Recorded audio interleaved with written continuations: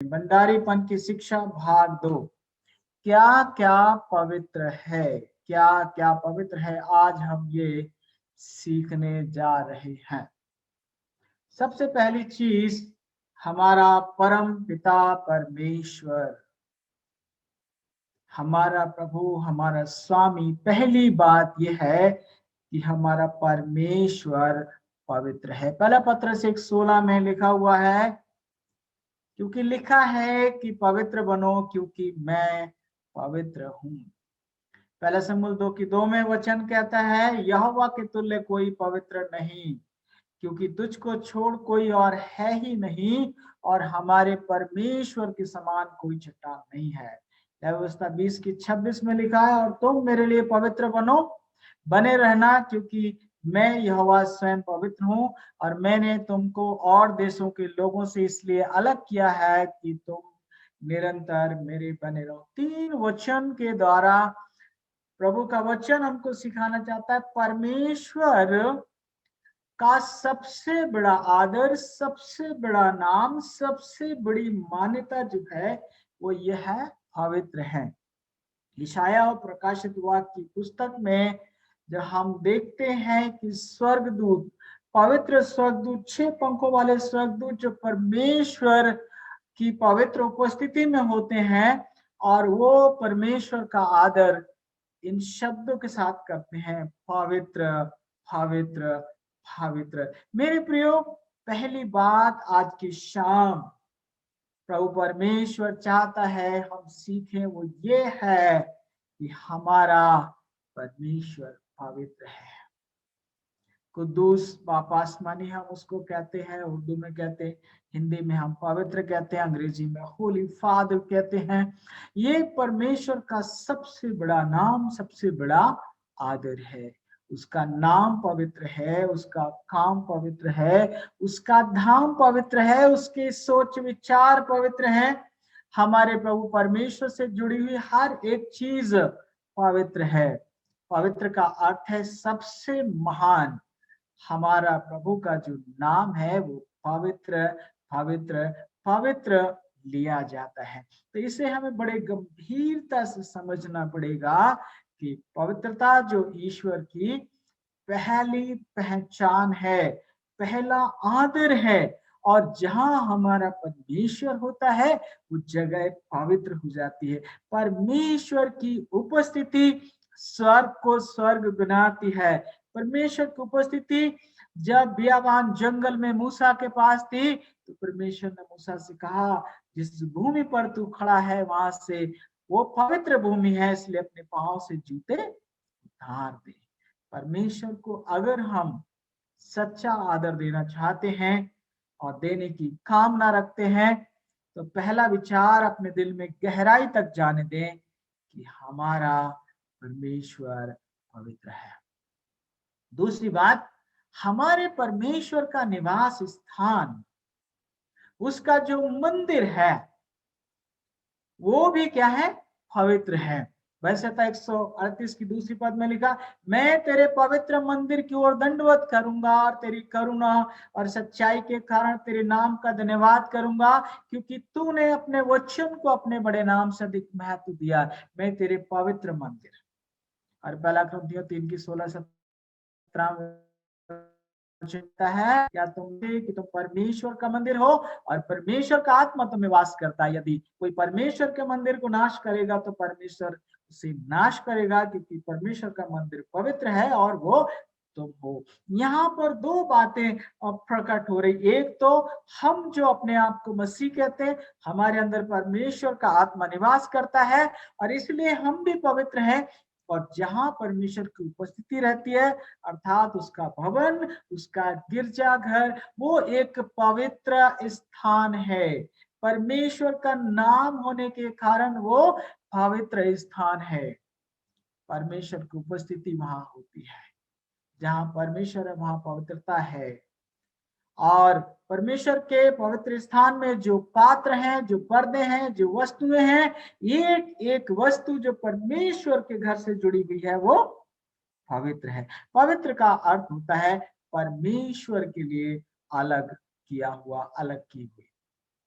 तीसरी चीज, परमेश्वर की प्रजा पवित्र है। पहला पत्रस 2:9 में लिखा, पर तुम एक चुना हुआ वंश और राजपदधारी याजकों का समाज और पवित्र लोग और परमेश्वर की निज प्रजा हो, इसलिए कि जिसने तुम्हें अंधकार में से अद्भुत ज्योति में बुलाया है उसके गुण प्रकट करो। यिर्मयाह 2:3 में वचन कहता है, इस्राएल यहोवा के लिए पवित्र उसकी पहली उपज थी, उसे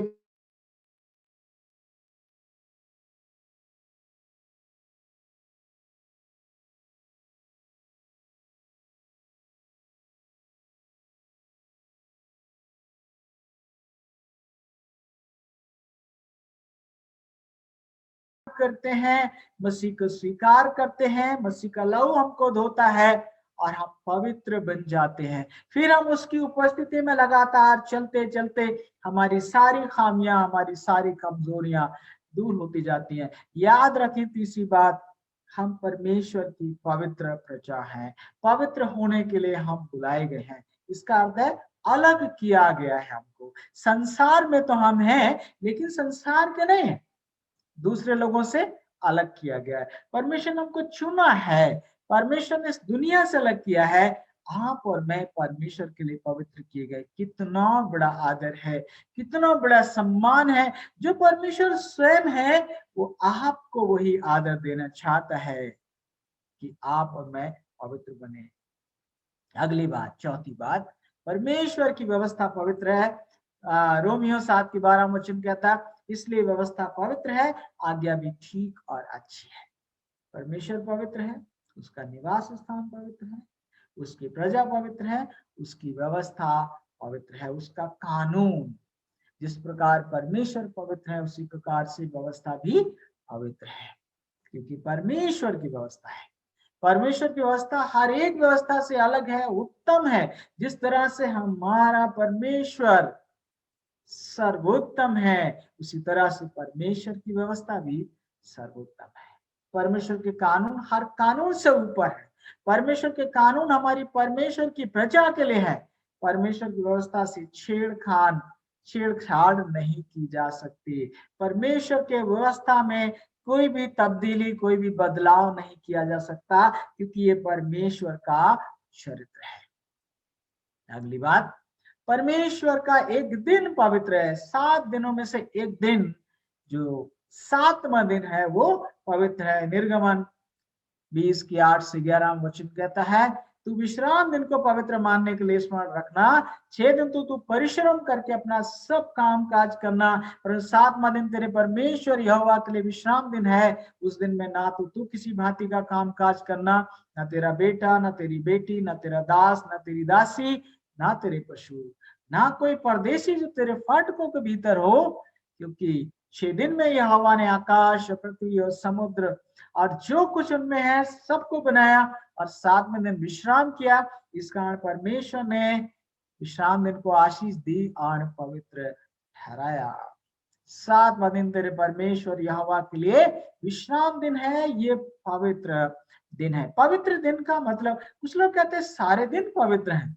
नहीं, परमेश्वर ने 6 दिन मुझे और आपको काम करने के लिए, दुनिया की परंपराओं, जरूरतों को पूरा करने के लिए दिए हैं, लेकिन 7वां दिन हमें इसलिए दिया गया है जो अलग है, बाकी दिनों से विशेष है, अलग है, क्योंकि प्रभु ने इस दिन स्वयं विश्राम किया, प्रभु ने इस दिन को आशीष दी और प्रभु ने इसको पवित्र ठहराया है।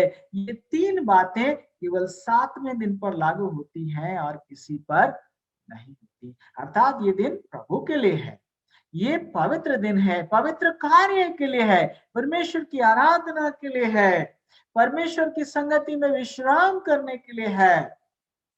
इस दिन कोई दूसरा काम जो सामान्य दिनों में किया जाता है वो नहीं होना चाहिए, क्योंकि ये दिन विशेष है। आगे बढ़ते हैं। इसके अलावा जो हमारी कमाई का 10वां हिस्सा पवित्र है। अभी मेरे प्रिय भाई पास्टर तरसेम गिल ने इस बात की गवाही दी, उन्होंने सीखा, और कल पास्टर वीरेंद्र अरोड़ा ने भी इस बात को कहा, और मेरी मदर इन लॉ जो घर में आई है उन्होंने भी इस बात को कहा।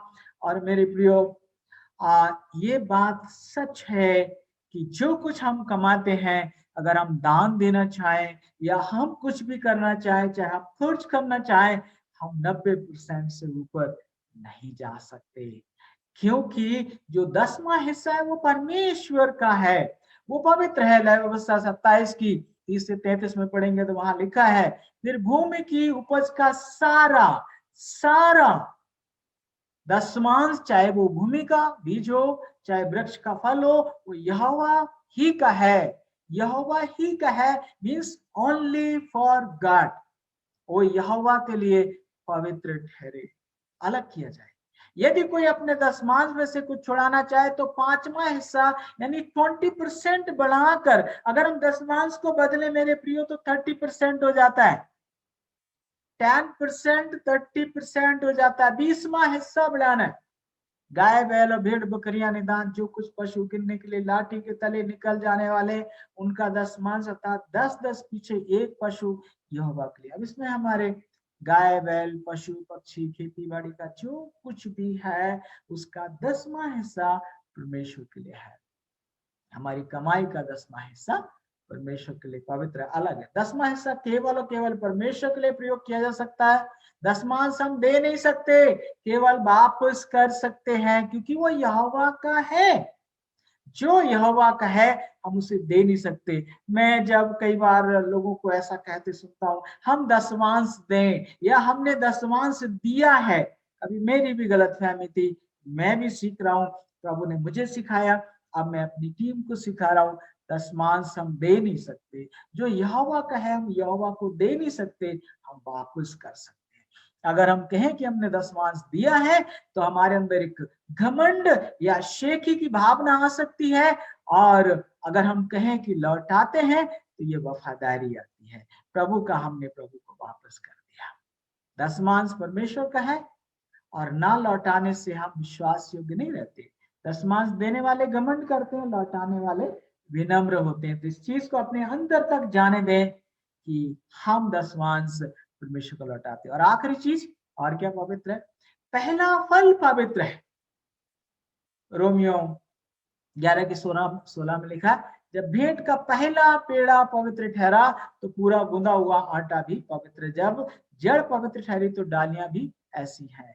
अपनी संपत्ति के द्वारा और अपनी भूमि की पहली उपज दे देकर यहोवा की प्रतिष्ठा करना।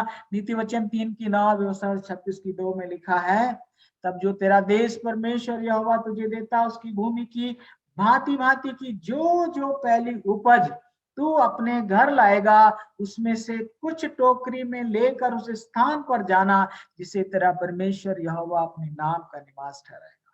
7वीं और आखिरी बात हम सीख रहे, पहला फल। हर चीज जो हमको मिलती है, हमारी संतान पहली, हमारी कमाई पहली, हमारे सब्जी पहली, हमारे फल पहले, हमारे अनाज का पहला हिस्सा परमेश्वर का है। इसका मतलब है परमेश्वर को पहला हिस्सा देना, अपने जीवन में पहला हिस्सा देना। और जब हम ऐसा करते हैं मेरे प्रियो, तो हम सचमुच परमेश्वर का आदर करते हैं। ये 7 चीजें हैं। इसके बाद हम आगे बढ़ते हैं। हम जो याजक है, हम जो पादरी हैं, फिर हमारा क्या काम है। लय व्यवस्था 10 अध्याय 8 से 10 पद मैं पढ़ता हूँ आपके सामने।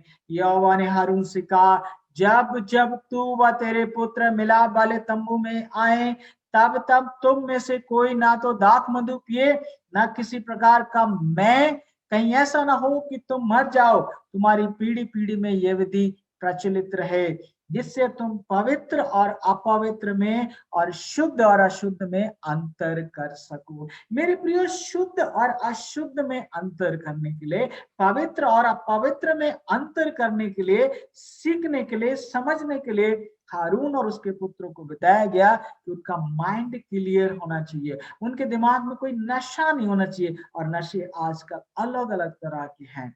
शराब दाखरस एक है ही, इसके अलावा और भी नशा हो सकते हैं। एक नशा ये हो सकता है, मैं सब कुछ जानता हूं, मुझे कुछ सीखने की जरूरत नहीं है। एक नशा ये हो सकता है, मैं जो कर रहा हूं वही सही है।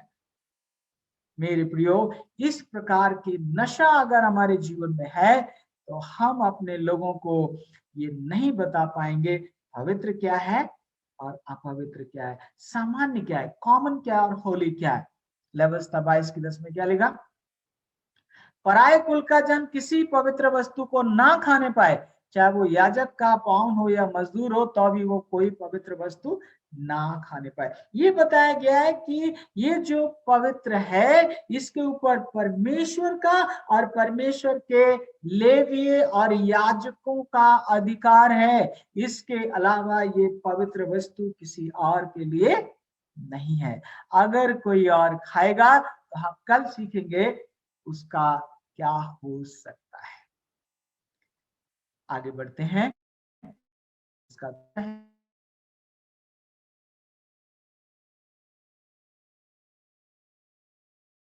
अपवित्र का भेद सिखाया करें और शुद्ध और अशुद्ध का अंतर बताया करें। मेरे प्रियो, ये हमारी जिम्मेवारी है। हमारी कलीसिया के एक एक सदस्य को, बच्चों को, जवानों को, बुजुर्गों को, भाइयों को, बहनों को, स्त्रियों को, पुरुषों को, पढ़े लिखे को, अनपढ़ लोगों को, हम केवल अपनी बोली से नहीं बल्कि अपने व्यवहार से, अपने चाल चलन से, अपने लेन देन से ये बताएं कि पवित्र क्या है और अपवित्र क्या है। सपोज फ्राइडे शाम को 8 बज गए हैं और मेरी कलीसिया का एक व्यक्ति मुझे फोन करता है और वो पूछता, पादी साहब आप कहाँ हो, और पादी साहब कहते हैं मैं चिकन की दुकान पे खड़ा हूं। एक गलत इमेज बनती है। पादरी साहब साबित आवर में चिकन की दुकान पर खड़े हुए हैं।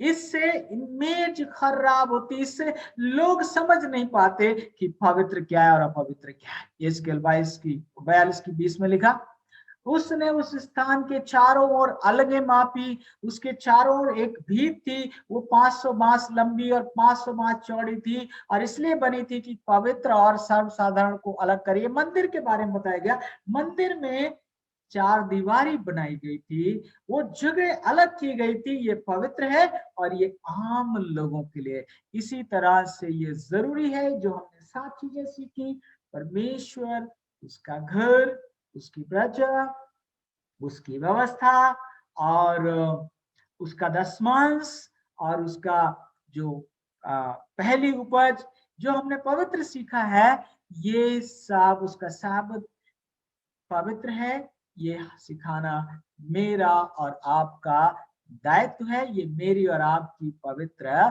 जिम्मेदारी है। पहले शमूएल 4 से 6, दूसरे शमूएल 6 से 7 में एक कहानी, बहुत जबरदस्त कहानी है और इस कहानी के साथ मैं संदेश का अंत करूंगा। It will take hardly 5 minutes. जब एली याचक हुआ करता था और वहां पर सैमुअल, छोटा सैमुअल उनके बीच में बढ़ रहा था और वहां पर फिलिस्तीन ने इस्राएल के ऊपर हमला किया और इस्राएली लोग फिलिस्तीन से लड़ने के लिए गए और वो करीब 4000 लोग मारे गए। तो वो सोचने लगे कि हमारे बीच में अगर वाचा का संदूक होता तो शायद हम जयवंत हो जाते, और इसलिए उन्होंने लोगों को भेजा।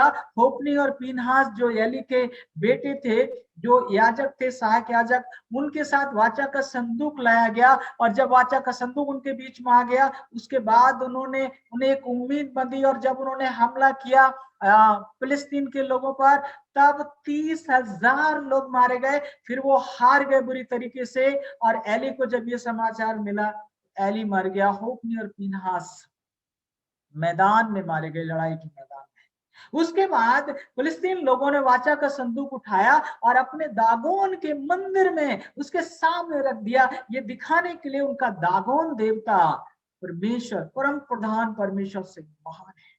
अगले दिन जब उन्होंने जाकर दागोन के मंदिर में देखा तो क्या देखा कि दागोन की जो मूर्त है वो परम प्रधान परमेश्वर यहोवा के वाचा के संदूक के सामने औंधे मुंह पड़ी हुई है।